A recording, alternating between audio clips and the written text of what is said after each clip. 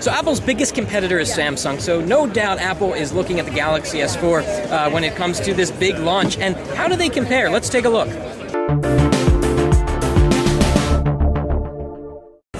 So we've got very different design philosophies here. We've got metal on the back on the iPhone and plastic on the back on the Galaxy S4. And the Galaxy S4 is thinner than it's ever been, but not enough to beat the iPhone. If we put them down on the table, the iPhone is like half a millimeter thinner. It's very imperceptible. Looking on the back here, they look so different, don't they? We've got a 13 megapixel camera on the Galaxy S4, and we've got an 8 megapixel camera on the iPhone 5. We've got much smaller screens, 4 inches versus a full 5 inches. And what's interesting is Samsung was able to keep a similar size to the Galaxy S3. In fact, they made it a little bit smaller in terms of width and height, but they made the screen bigger.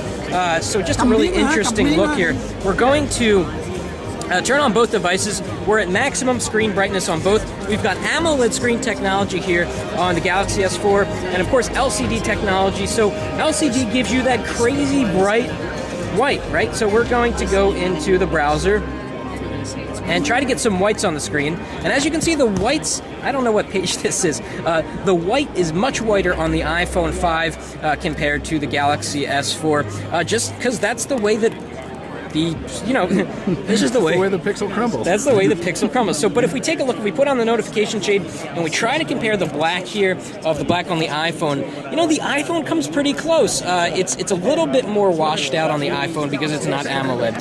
So two very, very different devices. Apple's still going with the high quality thing with the metal and the glass and the chamfered edges. And Samsung's not shying away from beauty either. This nice